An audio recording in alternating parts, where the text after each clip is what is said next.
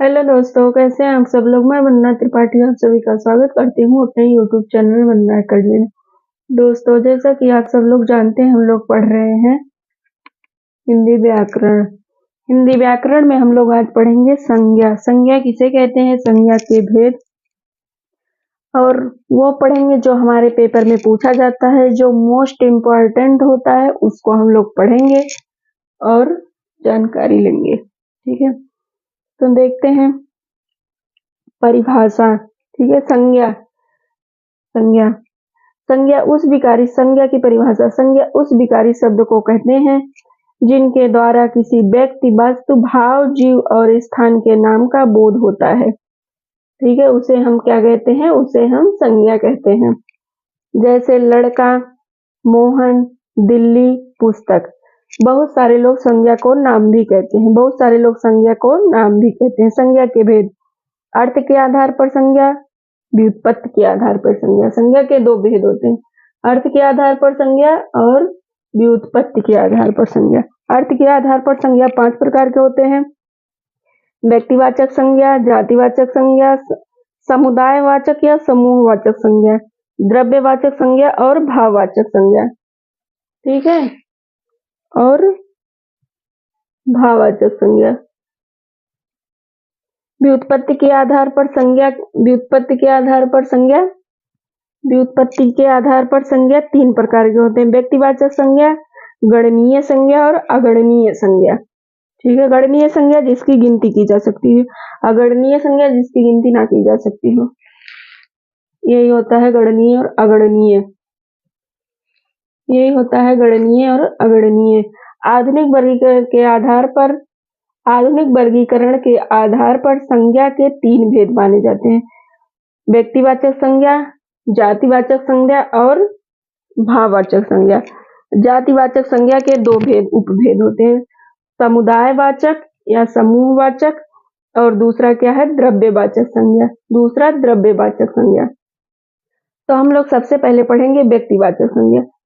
जो शब्द किसी विशेष व्यक्ति, वस्तु, स्थान या प्राणी के नाम का बोध कराते हैं, उसे व्यक्तिवाचक संज्ञा कहते हैं। ठीक है, जैसे निखिल। ठीक है, निखिल किसी लड़के का नाम है। एक लड़का है जिसका नाम निखिल है और वो निखिल अपने आप में स्पेशल है। ठीक है, वो निखिल अपने आप में स्पेशल है, उसके जैसा दूसरा कोई निखिल नहीं है। तो ये क्या हुआ हमारा व्यक्तिवाचक संज्ञा। दूसरा अनुजा। जैसे किसी लड़की का नाम अनुजा है।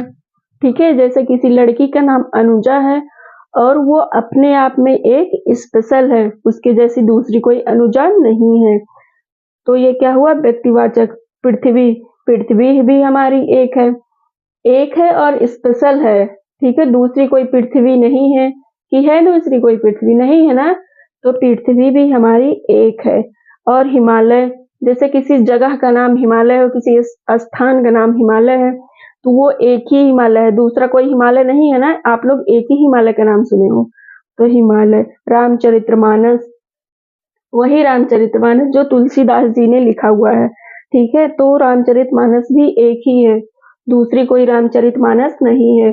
तो ये हमारा क्या हुआ, ये हमारा हो गया ये व्यक्तिवाचक संज्ञा। अब देखेंगे जातिवाचक संज्ञा।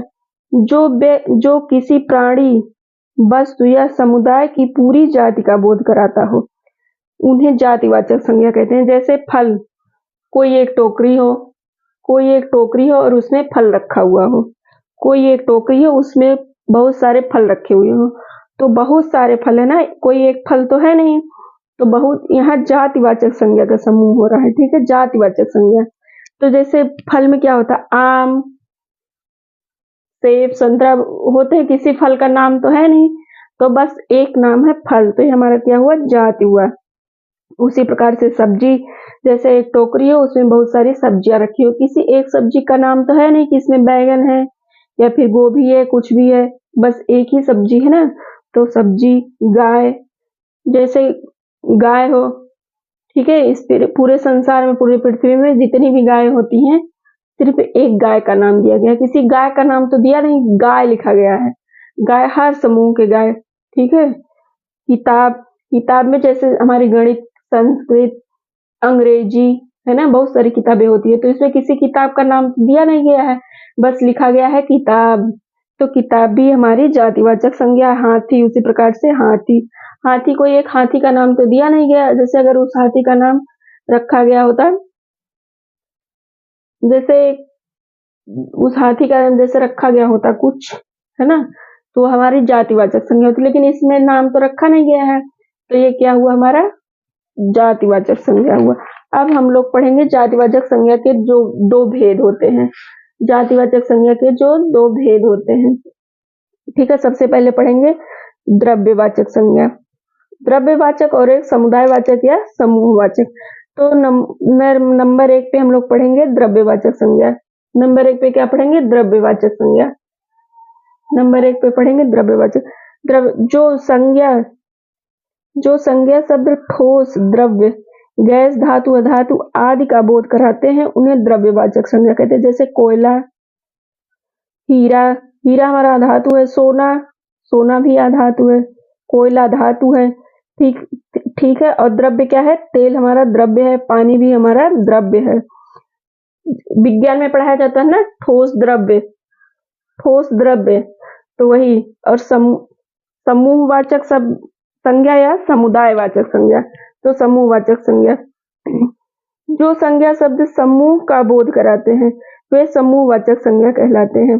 ये हमेशा एक वचन में ही रहते हैं, ठीक है, ये हमेशा एक वचन में ही रहते हैं। जैसे परिवार में हमारे, ठीक है, परिवार में तो हम अकेले रहते नहीं हैं कि ना ही परिवार के किसी एक का नाम लिया गया है कि बस एक, किसी का नाम तो लिया नहीं गया है।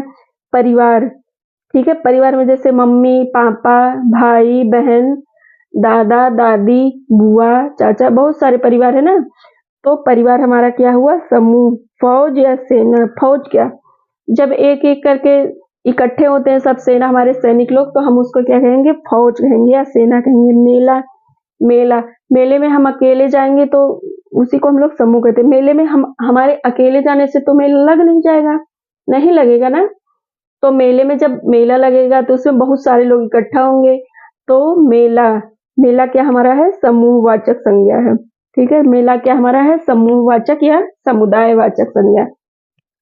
भाववाचक संज्ञा, जिन संज्ञा शब्दों में किसी व्यक्ति अथवा वस्तु के गुण, दोष, दशा अथवा भाव आदि का बोध कराते हैं, ये भाववाचक संज्ञा कहलाते हैं। कुछ भाववाचक संज्ञा स्वतंत्र होती हैं, ठीक है, कुछ स्वतंत्र होती हैं, तो कुछ भिन्न प्रत्ययों को जोड़कर बनाई जाती है, तो कुछ भिन्न प्रत्ययों को जोड़ के बनाई जाती है। जैसे क्रोध, अगर इंसान गुस्से में है तो आप उसको देखोगे तो आप समझ जाओगे कि वो इंसान गुस्से में है, ठीक है। आप उससे बोलने नहीं जाओगे कि आप उससे जाके भिड़ जाओगे, ऐसा नहीं करोगे ना।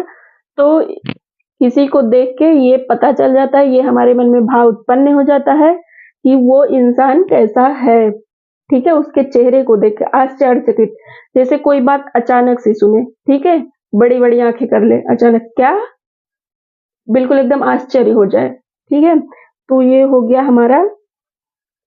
तो जब ऐसे आश्चर्य हो गया, ऐसे आंख बड़ी करके बोल क्या, तो उसको हम लोग देखेंगे तो उसके भाव को हम लोग समझेंगे। हंसी, जैसे कोई हंस रहा हो, मोबाइल में इमोजी होती है हंसने वाली, कोई बात हो तो आप लोग हंसने वाली इमोजी भेजते हो, तो उसी प्रकार से उसको हम लोग देख के महसूस कर देंगे कि ये खुश है, ठीक है।